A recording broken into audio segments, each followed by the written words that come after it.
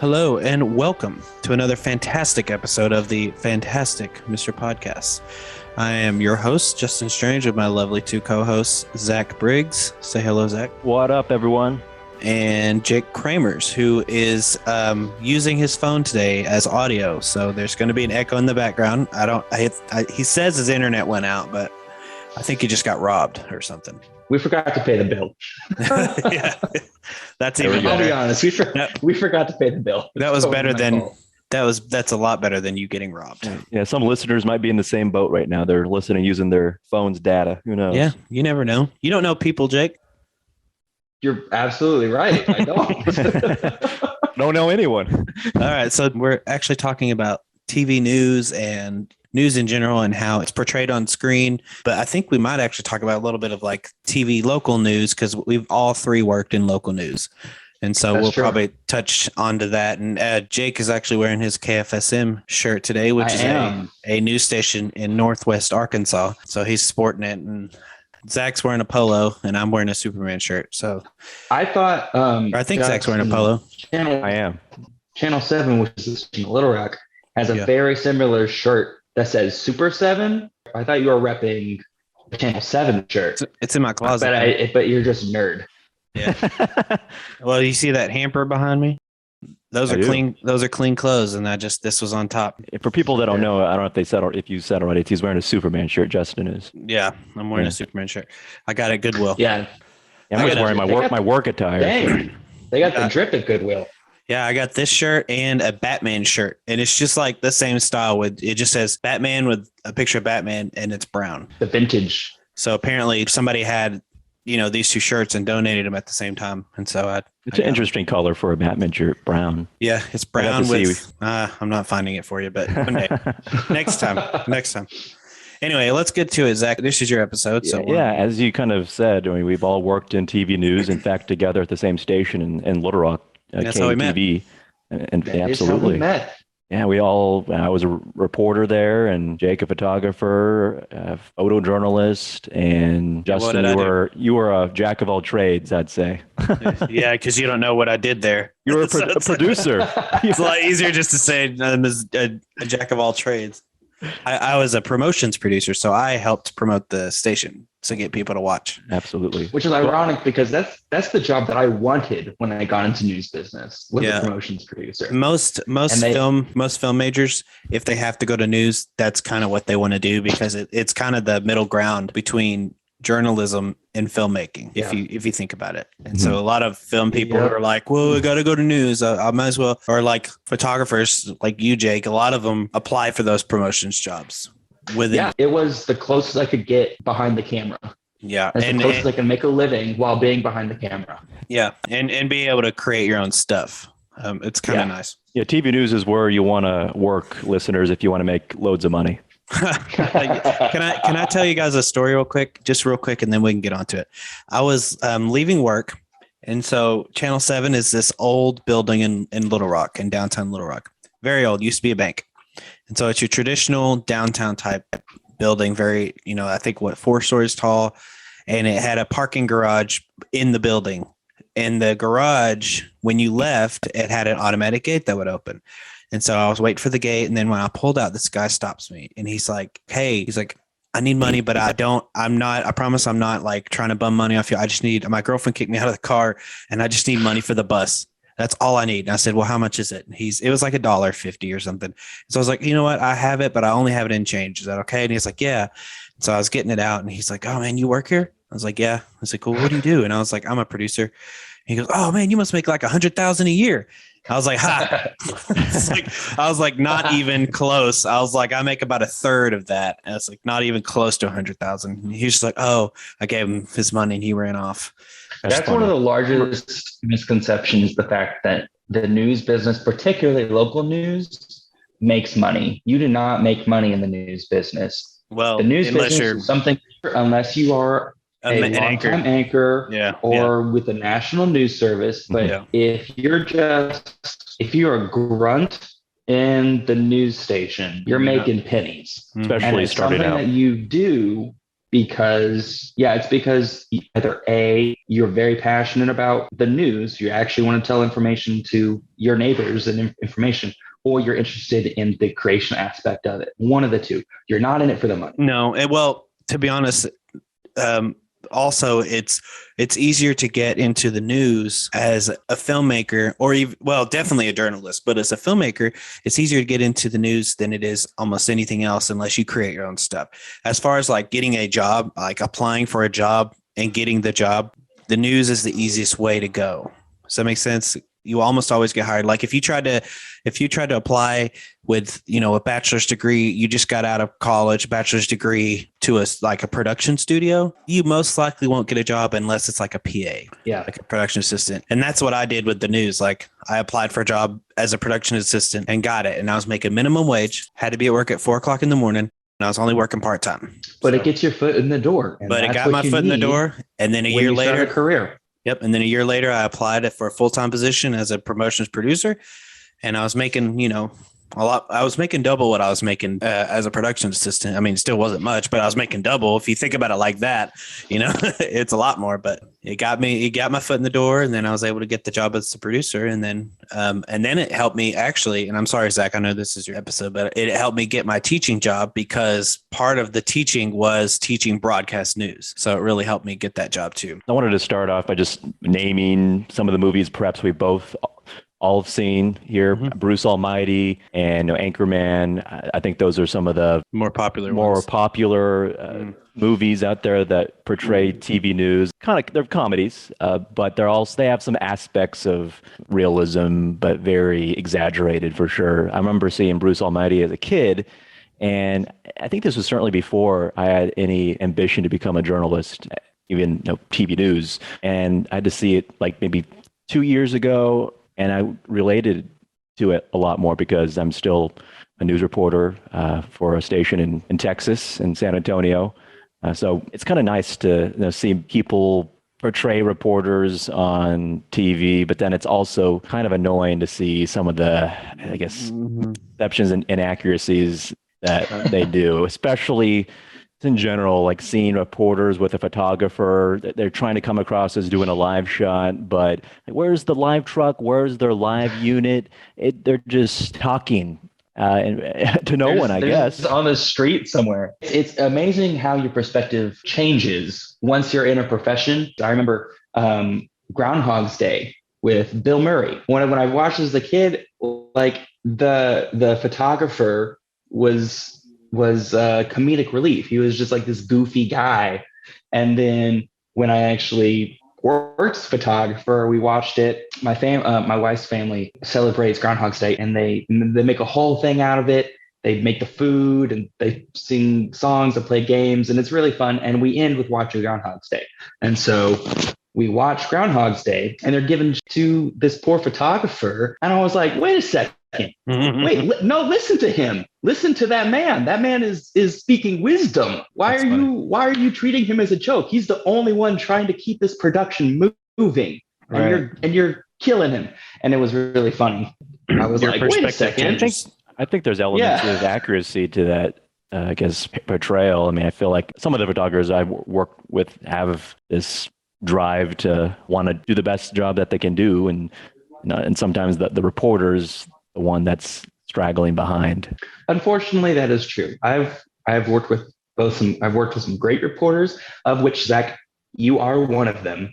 And I've worked with some not so great reporters. That's very much how I felt like. Some of the reporters I've worked with, I was like, all right, come on, let's get this interview. Let's go talk to this person. Let's get this shot. Let's go. We got a deadline. We've got things we have to do. Yeah. And they were just kind of like, oh, I just want to sit in the car and you go get that stuff. And I was like, no, hey, no. Yeah, the story you're getting paid more than I am. The story that sticks out to me that Jake and I did really is when we went to somewhere in Arkansas to cover the aftermath of a tornado, I think it was. And then we worked at some hotel.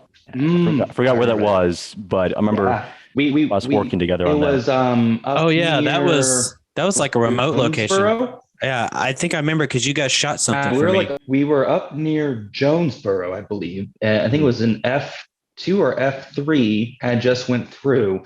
And we probably spent an hour and a half just searching for an internet connection so that we could even just edit and send things back to the studio. And we ended up spending about 2.5 hours in a hotel office working off of their free Wi-Fi so that we could just edit our story and send it back to you and the station, because otherwise there was no way that we were going to get any of this footage back in time. Yeah, I don't think a live shot would have worked with that connection.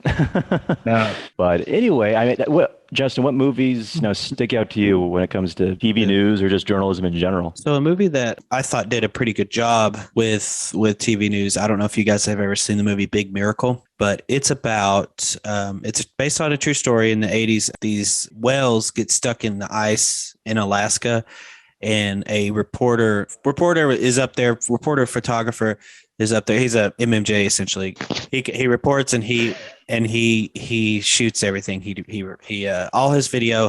He shoots himself and he reports it. In the movie, he's filming something different, but then he sees the whales in the distance, and he did a story, and it went national, which means it was all over the nation, and actually, it was all over the world. So much so that they got to a point where this was when America was scared of the Soviets and vice versa and whatever, and they had to call on the Soviets for help. I think this movie is pretty underrated. It's directed by Ken Kwapis, who worked on The Office. It stars John Krasinski and Drew Barrymore, Kristen Bell, and so it's a lot of actors you probably will recognize. But if you've never seen it, Zack, I think you would like this movie. Very interesting movie, and I think it portrayed the TV news aspect of it pretty well, considering it's set in the 80s. But that's okay. Nice. And the only reason I'm thinking of even that movie is because I've watched it twice this year with students. And so we watched it once because my students don't know how to turn stuff in. And the plan was to watch videos that they created in class, and only 2 of them did it. So we started a movie, and it's Big Miracle. And then when I started teaching broadcast news in my film 2 class, I was like, okay, this is perfect time to show this movie because it's really good. So, and then, of course, the other movie that portrays at least print news really well, and we talked about this earlier, is All the President's Men, which is a movie from the 70s with Robert Redford and Dustin Hoffman about the 2 reporters who opened up the Watergate scandal. Yeah, I'd like to kind of elaborate on that. I think what I enjoyed about that movie was the process journalism. They really delve into how Woodward and Bernstein researched and made the phone calls and knocked on countless people's doors to see if they wanted to talk about information regarding the cover up of the Watergate scandal.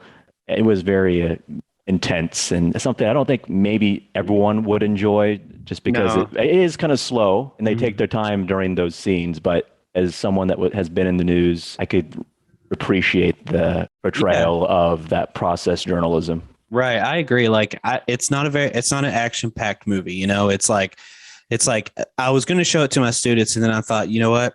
I'm not showing this to them because they're not going to appreciate it the way I appreciate it. And they're going to think it's boring because it's from the 70s and there's no action. It's literally, maybe. And it's literally just them working to figure out a story. That's all it is. And that's what I think makes it great. And another thing that, and we've talked, the cinematography in the movie is great too. It's very, there's parts that are dark and parts where there's no light and you can't see faces, but you can see them mouths moving and stuff like that. And so I thought that aspect of it was pretty awesome. What do you call that shot? I forgot when it was exactly. It might've been when Woodward was scared and coming out of the parking garage and thought he was being followed. I swear there was a zoom in, a fast zoom in, one of those traditional 80s, maybe it's 80s. Yeah, it's called a zoom in. But it was like one of those exaggerated type of zooms. I don't know. No, it's a zoom, it's just zooming in, but they just do it. Yeah, they just do it kind of fast. And that's the only thing. It's a crash zoom. Yeah, I thought that's just for the time of photography, you could tell that's of that time. Well, yeah. I enjoyed that movie also because intensity of the interaction between Woodward and Deep Throat, who was basically the leak from I think the FBI, who gave a bunch of information bits of information to help Woodward and Bernstein kind of crack the case. Right. write the story. Yeah, I liked him. And I felt like kind of not scared, but somewhat anxious during some of those scenes, especially when Woodward thought he was being tracked. Followed. Yeah. And that one beautiful, like, just in terms of like film, when he goes to Bernstein's apartment and is writing on his notebook, and I think we're being tracked or listened to, or there's a bug or a bug. He turns on the music real loud. Yeah. Classical music or something. Yeah. Yeah. He turns it on. That was a great scene. Yeah, I liked it too. It was very, very detective-y, almost like, conspiracy theory type stuff. Yeah. Yeah, it's another good movie. I think we talked about Spotlight as well. It's another TV news, talks about the child or alleged kitty fiddlers, child sexual predators, priests, Catholic priests, Boston Globe. I haven't got the chance to watch All the President's Men, but I have watched Spotlight. What do you think about that movie?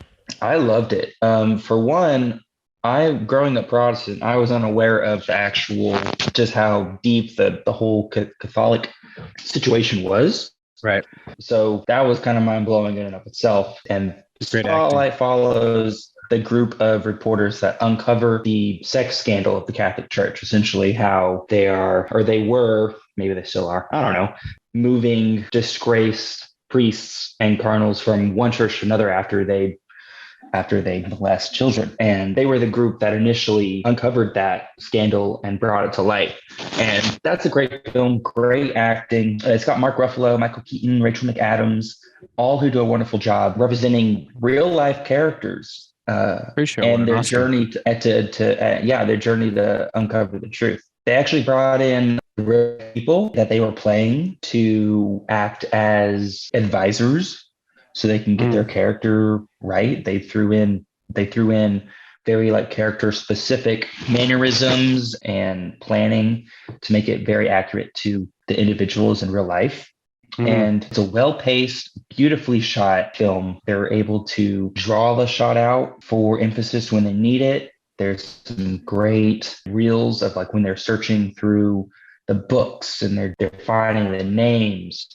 I think it's a very good representation. That's not television news, but it is still journalism. Right. Absolutely. I mean, that's where journalism really came from, was from the pen, the paper, the typewriter, then came radio, then came television. Typewriter. I wish we still use typewriters. I've never used one, but I'd like to get my hands on one. I really want to. They're loud, I hear. They are. I have a nice mechanical keyboard. Oh, those are loud. Yeah. Yeah. Gives kind of the same sensations. Very cathartic. Yeah, Spotlight. Yeah, I agree with the pacing of Spotlight. I think it's a movie that, especially from the modern day audiences, they could absorb and understand a little bit more and not get bored.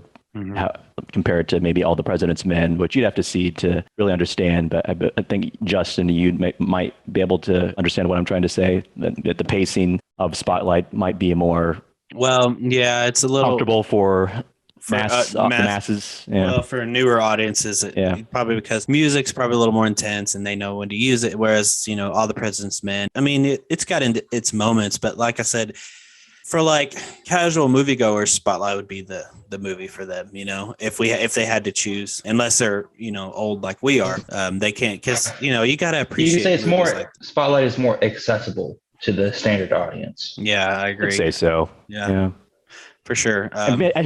Some people just really don't care about Nixon and Watergate. I mean, they didn't grow up during that time, perhaps, but I feel like I didn't grow up during that time, but I think it's a great story just in and itself. The Watergate scandal. I mean, you got Bill Clinton and Watergate's right under it. And perhaps some of the 2020 election stuff. Yeah. Oh, yeah, that's true. So probably 2020. I don't know. Bill Clinton, I think, would still be above that, but then 2020 election, and then Watergate. I'm sure a movie will be made of that. There's a show called The Comey Rule. It's on, I think it's HBO Max. It's pretty fantastic. I forgot that some Irish guy plays Trump, and I forgot who plays the former FBI director, but he's fantastic in that movie. I think Jeff Daniels is in. He plays Comey. Yeah. Jeff Daniels. Yeah, that was a great movie, or great mini series rather. Yeah. But what else sparks your interest in the portrayal of journalism in film?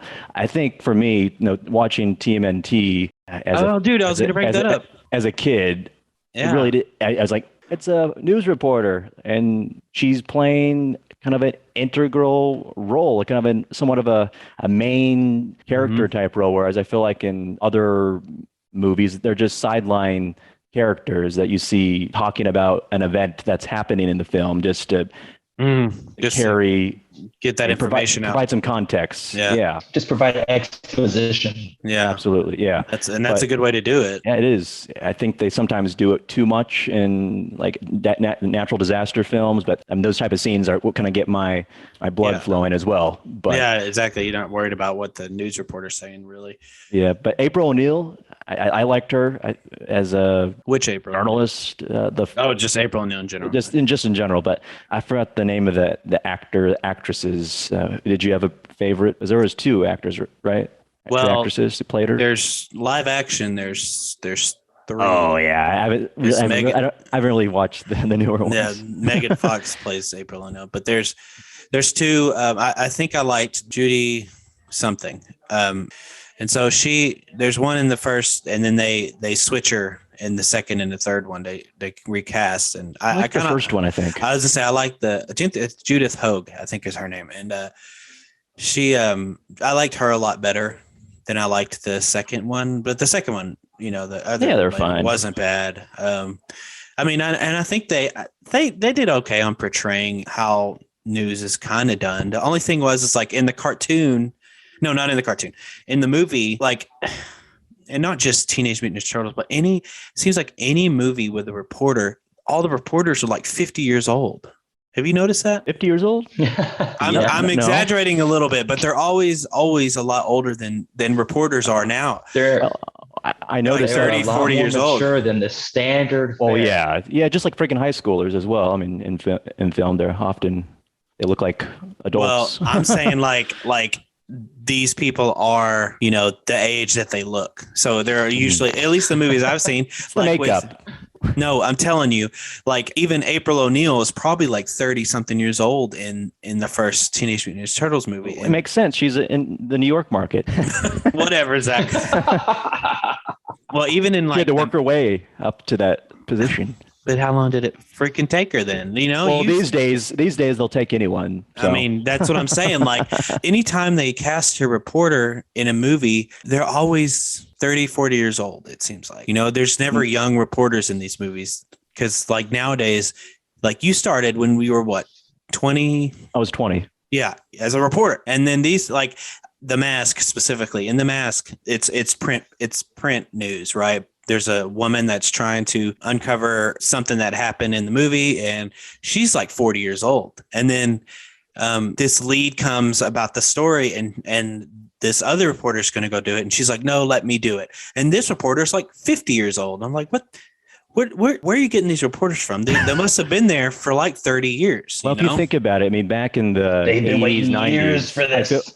Back in the 80s and 90s, I feel like reporters and anchors, the craft was, I don't know, maybe I'm just thinking too much, but I feel like it was a lot more appreciated, and it was a craft that you wanted to hone your skills in. It wasn't really all about the Instagramming, the selfies, on the Twittering, the tweeting. I just feel like the social media has kind of destroyed what the focus of TV news or journalism should be. It shouldn't be about that's a whole other conversation right there. Yeah, but I feel like that kind of unfortunately detracted. It's true. Yeah, it is true, and that's a whole other conversation. That they used to have a reality TV show called Breaking News, and it was on TLC, and it was breaking news situations at a newsroom in Miami, and that's pretty cool. Yeah, I think there's some episodes on YouTube. In fact, it wouldn't last too long, but early 2000s, and you got to see the life of a reporter, and working with the photographer, and they're bickering back and forth to get prepared for a live shot. I wish what's going on in a newsroom, the yelling that's happening. So kind of what happens in some newsrooms in the country today, probably. Well, I wish I would have known that show existed. I would have showed it to my class. Did you guys see Bombshell? No, I didn't watch it. Mm-mm. Okay. So there's a movie that I showed my students while I was teaching broadcast news, because I like to try to throw movies in there if I can. And it's actually with Rachel McAdams, called Morning Glory. Have you heard of it? With Harrison Ford? With Harrison Ford and Diane Keaton. And it's actually, Yeah. I wouldn't say it was like, this great movie, but it's not a bad movie. And it shows more behind the scenes in a news station as opposed to just, focusing on anchors or focusing on, reporters. It's like it shows this side, the perspective of a producer, because that's what Rachel McAdams is she was a producer at this show in New Jersey. She ends up getting fired. And so she has to find a new job, and she finds a job in New York, but it's this like crappy morning show that really nobody watches. And, several producers have been in and out of that place, and they can't stay because at first, before Harrison Ford, it was this other guy, Ty Burrell, who plays Phil on Modern Family. But he's like this like misogynistic, disgusting, sexist type guy who like when she fired him, the producer, Rachel McAdams, fired the anchor in this movie. And I was like, that's not real. Like that does not how that happens, but she straight up fired. And I think in this environment, it's like she's an executive producer for one. And so I don't think they have that power in real life, but maybe in some markets, for the plot, maybe some markets, because in this scene, she was at this morning meeting and it was showing how she handled it, and she handled it really well. Like they started spitting out all these pitches to her, and then she just stops and breathes and then spits out all the solutions. She sends like an intern or something to go get this male anchor, and he comes in there. He's like, can someone tell me why I had to turn off grainyporn.com to come to this? And she was just like, you're fired. And I thought that's weird that, a producer fired an anchor, but it's a movie. So I just accepted it. And so he gets fired, and she needs to find another anchor. And she ends up wrangling Harrison Ford's character, who's still getting paid by this TV station, but he doesn't actually work there. He just keeps getting paid. And so the loophole was that if someone offered him a position, he had to take it. So she offered a position, he had to take it. And it ended up being a nice movie. Nice little bow tie ending, if you will. I think I've seen it, actually. It's just been several years. It's been a long time since. I hadn't thought of it until you brought it up. Yeah, I was searching for movies about the news. And believe it or not, a lot of movies that are about TV news and stuff are rated R. Like a lot of them. And so this is one of the only ones besides Big Miracle that I could find that was rated PG or PG-13. And so I was like, all right, well, I'll watch this movie. And when I watched it, I was like, okay, this is fine. And so I'll let my students watch it. So it was a nice, you're having a bad day, maybe this might pick you up kind of thing. But other than that, it was like nothing really educational about it.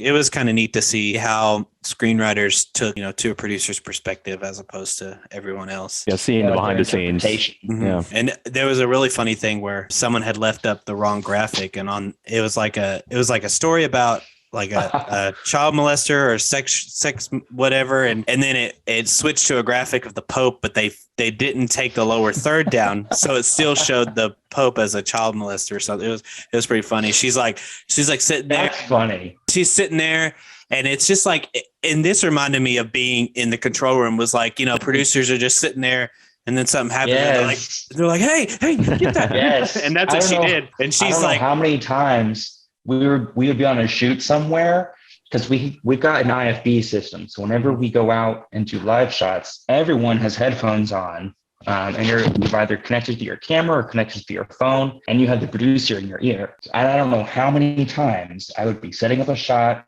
or we would be waiting for ourselves to go live, and then suddenly we would hear one of our producers just start flipping out because something was wrong. And it's this great puzzle game of connecting the dots and using context clues to figure out who effed up where and what are they doing to fix it and how does it affect us. It's honestly, that was one of my favorite things of kind of maliciously. That was one of my favorite things as when things went wrong. Yeah. And I just I got to enjoy it as a detached persona listening in. Gotta love the discrepancy reports. Oh my gosh. That's a whole other thing. I didn't know about those until after I became a producer, and I didn't have to write those, which a discrepancy report is a report that a news producer will write after the show for anything that went wrong, so that the higher ups can know about it. And so I didn't. Some people omit stuff that went wrong. Yeah. Some people are very choosy forgiving with what they're forgiving, and some people are not. Yeah.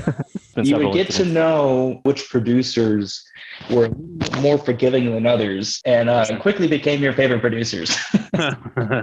Yeah, I did the triple at the very top of the show. So it's essentially what the triple is it's the first video that comes on the screen, and it teases a couple of stories within the newscast. And so sometimes, whoops, I didn't get it in time. And so, I'd be like, oh, hey, I'm really sorry. And a lot of them be like, oh, it's okay. We'll just say that, it was Avid's fault. Avid is an editing software. It was Avid's fault. And then some of them would just be like, oh, it's okay. And then totally be like, triple did not come in today in the discrepancy report. And then my boss is texting me next day, like, hey, what happened to the triple? I'm like, dude, I just didn't get it in time. Like, I don't know what the big deal is. Like, they can survive without a 30-second video in there. The news. Man. And the news starts now. The schedule for news is so exacting that everyone really has to be on the ball. And if one thing messes up or one person doesn't do their job correctly, it messes up the whole pipeline down the road. Yeah. And when I switched from being a photographer to an editor, I don't know how many times I would be waiting. The entire show would be done. This was after you left. Right. The entire show would be done. And I'm literally sitting on my computer waiting for the script to come in. And it wouldn't come in until 10 minutes to show. And so at that point, I'm scrambling to try to get whatever possible into the show. And then the scripts would come out and say like, oh, I missed this or I missed that or this didn't happen. And there were a few times where I actually had to shoot back and be like, listen, if I had this 15 minutes earlier, this wouldn't have been a problem. Yeah. But it's the news business. All this is to say is the news business is a very exacting pipeline that everyone has to do their part. It's not an environment where one person can pull the weight. It's not like a team project. Every single person has to do their part, has to do it correctly, or messes it up for everyone. Right. Yeah. Not only that, but like live news is just like, seconds. If we lose, 10 seconds of something, that's 10 seconds we have to figure out how to fill, and so that's what I tell my students. Like, we did a live show at school, and it was like a 2-hour live show, and we would have packages that are in a package is like a story you see on a news show, and we would have packages that were like 8 minutes long. And so we're like sitting there, and we're us on the behind the camera side, that's like half a show. I mean, seriously. And so I was like, the first time it happened, I was like, how long is this interview? Oh, it's 4.5 minutes. I'm like, 4.5 minutes. I was talking to them about like what I was like, man, when I was a production assistant and we had a 3-minute break, like we could go do so much stuff. We could go to the bathroom, go to the vending machine. We could do all this stuff before we had to be back. And you're telling me we have 6, 7, 8-minute packages. Like, I can go take a nap in my car right now if I wanted to. And so like, you have breaks are typically, how long are breaks normally? Like 5 minutes, maybe? They're between 3 to 5 minutes. Seconds to 2 minutes. Oh God, I was way off. Yeah. So you like your breaks are, a minute long in the news. As a production assistant, you have to look and see what's next and move cameras where they need to go. And then as a producer, you're just kind of sitting there. And so when we did this live show and they're like, oh, how long is this? Oh, 8 minutes. I'm like, what the crap? Like, how is this 8 minutes long? And I'm just sitting there waiting, because that's all you can do. The news is changing. I know we're getting on a tangent away from news films, but the news industry is changing. And it's one of the reasons that I got out of it is because I felt that news it used to be primarily national news, but it is seeping into local news where it is becoming a platform for advertisement and commentary as opposed to the journalistic backbone that it has been for so long. And I'm not bad-mouthing any particular station. There's a station that I worked at that their morning show, their mid-morning show has sponsor segment. Beautiful. And they were all like, how to like de-ice your car in the winter, or how to make sure your pet is healthy, et cetera, et cetera. But they were essentially sponsored blocks in the middle of the show, and they would go on for 5 or 6 minutes. And we would have, I think it was an hour-long show, we would have 6 or 7 of those in the show. It was essentially the entire news box, paid advertisements for these sponsors. And it was the most boring content that I had to churn out because it wasn't news. It was just two talking heads essentially doing a long-winded commercial for whoever the sponsor was. Right. Anchors and reporters are starting to play themselves in films. Yes. I think that's another change that's happened in the past decade that I think is a detriment to journalism. I'm sure, Zach, you have lots to say on this subject. But I just know, particularly with the purchase of news organizations by private entities, Disney buying ABC, Jeff Bezos buying the Washington Post, it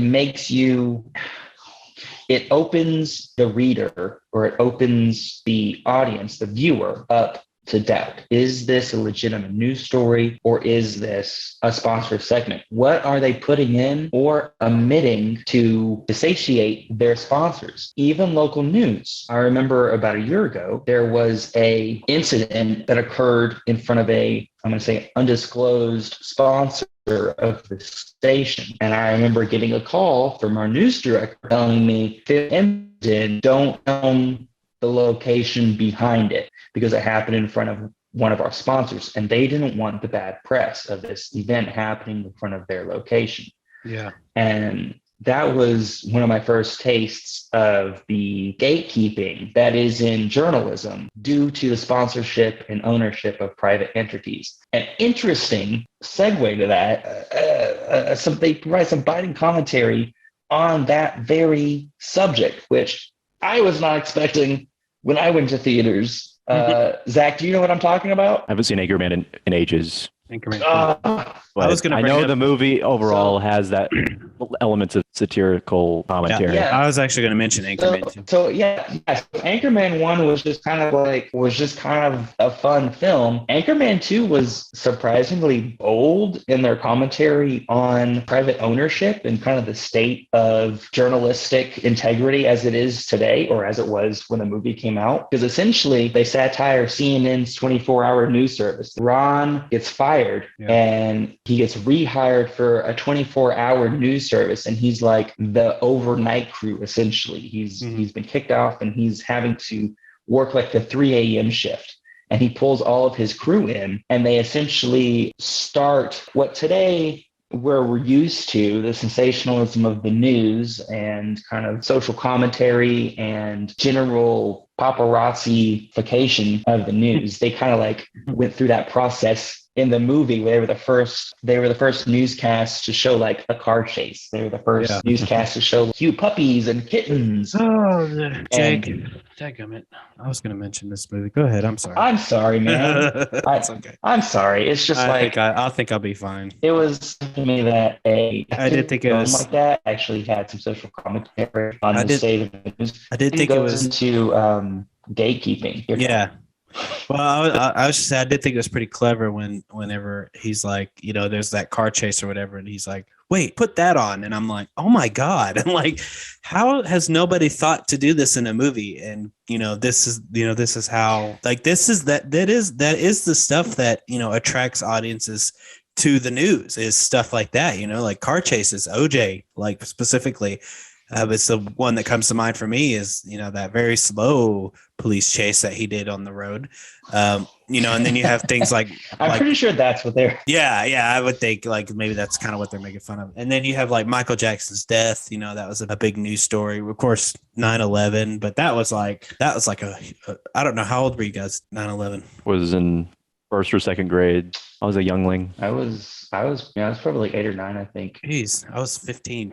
Anyway, it's just like, these are the things that, there are people that keep the news on, like, they're doing dishes, they have the news playing in the background, but then there's these big moments where it's like 9/11, it happened in the morning, like pretty much got to school and found out this happened. And that's all we did all day. Nobody taught. Yep. We just watched the news. That's all we did. So it's just one of those things. And then Michael Jackson's death, I was bartending at Olive Garden at the time, and it was just on in the background on the TV the whole time, all day long, because there's just some things that we need to watch on screen, on television news specifically. And I thought that. Go ahead. No, I'm done.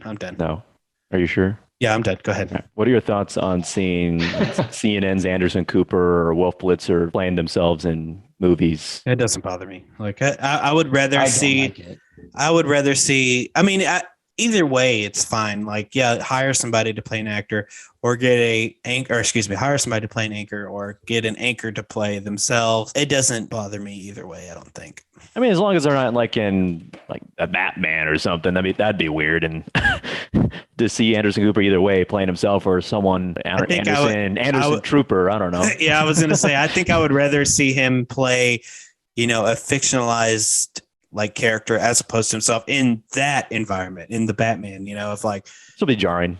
But see him. But in a regular movie, a lot of anchors I see play themselves in movies are sportscasters. So, like Bob Costas and stuff. And I think that's like, I think it's great whenever sportscasters go play sportscasters in movies. And I don't know, it just, for me, it adds a little something. But I mean, I could see your point too, where it's like, it's kind of weird, but you're also, in the news, you enjoy the news. A lot about the news. It's so to you, it's kind of like, why the heck is they? What's the benefit other than obviously exposure for CNN? Money. I guess that's it. Money, yeah. It is very strange to me. And sometimes Wolf Blitzer does a strange job. Like he's better on the real thing than acting as himself. It's weird. Yeah. Like in Mission Impossible, that latest Mission Impossible movie. Yeah, Wolf Blitzer's in that one. Go ahead, Jake. I was going to say that I disagree with you, Justin. I don't like it for the same reasons that I dislike news organizations being bought out by private agencies. I feel that journalists, anchors, news people in general have a certain responsibility to represent truth. That's their job, is to represent and tell the truth to the viewers. And when they play themselves in fictionalized stories, it leads, or at least opens the door to the viewer questioning whether or not what they say in their real life is the truth. If they're able to play themselves and efficiently tell the news for these fictionalized series of events. Oh my God, Joker's terrorizing downtown. Oh my God, there's a tsunami coming. Everyone, clutch your pearls, save the children. Go on the news and they tell us there's swine flu that's going to kill us all. The economy is crumbling. There's this and there's that. I think it leads to a certain reasonable amount of doubt in the viewer. I would rather that anchors in films be played by very clearly fictionalized characters, fictional anchors. Yeah, I can see that. Than anchors playing themselves, because the benefit I'd feel weird doing of them that, playing themselves doesn't really do anything. Yeah, it doesn't really do anything for the viewer besides one of those recognition moments. Oh, I recognize that individual. Yeah. It doesn't lend itself to the story. It doesn't actually benefit the narrative. It's just not usually a little recognition that the viewers have. And I think the other side of that is that it can be incredibly detrimental. So the small upside that a viewer gets from seeing a familiar face does not equal the potential folly of what can happen when viewers lose their trust. Yeah, I feel like that having TV news personalities on the level of like national network stars, that's what they are. They're just celebrities, and they're just being yanked around and put on a particular movie and play yourself, say a few lines, and then more exposure for us. Yay. That's what it comes down to. And at what point does it result in the audience not taking what these journalists in their actual careers say or report seriously? But I don't know, again, who watches the news in-depthly and religiously anymore, other than going on Facebook or going on YouTube watching little clips? That's another topic, or certainly for another day. Blooper reels. People love watching those. They like to see reporters mess up. I mean, they think a lot of us are robots and don't have personalities, but some of us do. Some of my works ended up on those. What was that? Channel 7? Yeah. Some people fortunately or unfortunately.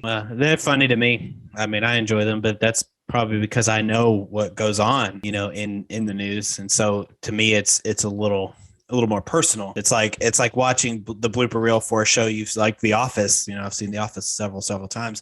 So it's easier to watch a blooper reel for that because I know what they're supposed to say and what they're trying to say. And it's kind of the same with It's the same concept, if you will, with those blooper reels, those news ones, because it's like I know how they're supposed to, go about doing stuff and things are how things are supposed to happen, and they mess up, and it's just kind of funny to me. You think there should be more movies about TV news, or maybe a different question? What kind of movie would you like to see done about, maybe for example, like a TV news station in the modern era? And what type of story would you like to see put together?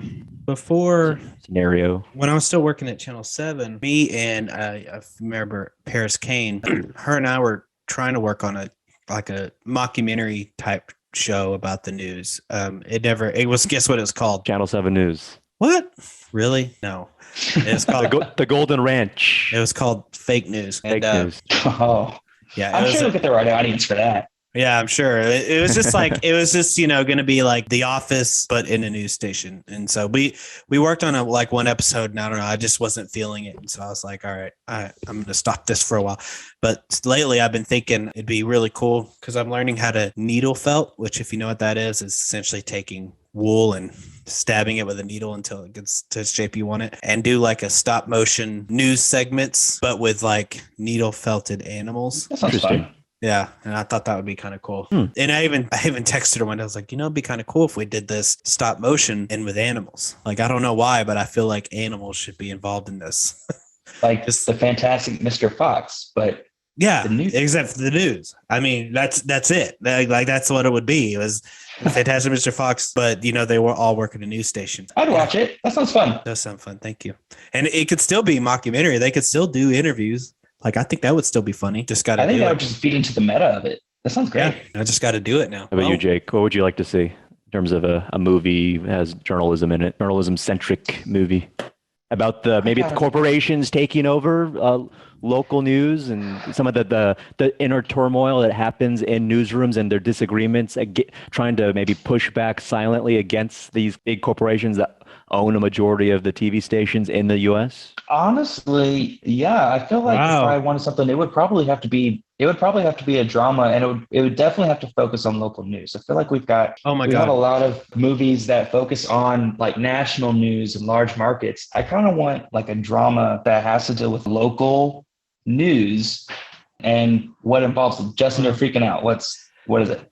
Well, I was just thinking, have you seen this show Morning Show with Jennifer Aniston and Reese Witherspoon? It's not really local though. Like, it's New York big time news, but it's a good show, but it's on Apple TV. That's the only bad part about it. I haven't seen it. Okay, go ahead. I'm sorry. You made me think about it, and I was like, oh my God. Yeah. I don't particularly, like, you asked that question, I have a narrative in mind, but I think I would definitely like to see something that involves a local news station, and that would actually be a really great hook of them trying to push back against, the larger corporation that they're under. Especially if they're being told what to say. And that's actually factual. Yeah, and that's actually factual because there are news stations out there, or we'll say media companies, that have required, if you work in a news station, you are probably familiar with must runs, which is material that's created by the corporation. So if you're in Sinclair, that would be the Sinclair Network, or Hearst, or Tegna. These are all national major media corporations that own news companies, and they produce their own material in-house, and they are considered must runs. The stations must run it at some point during their broadcast. But what is interesting is that they don't always give them the precise details on when they have to run it. They just have to run it. And so some stations that don't particularly lean in the same political space as their parent company will sometimes squadron or push those must runs to a very early show or a very late show. So they technically are in line with the company policy, but at the same time are able to have a bit of control over their own autonomy when it comes to what they put on air. I think that would be a very interesting. It would be. It'd have to obviously maybe intensify certain things to make it more interesting, but the inner turmoil, journalists battling their own judgment and ethics on what to do, and the risk of getting fired, perhaps. I mean, there's so much involved, relationships shattered. I don't know, but that'd be a good movie, but I don't know who would be interested in watching it. I think a lot of people would, but just like who wants to take hold of that storyboard? I'd watch it for sure, but well, I think it would definitely have to be something local, something drama.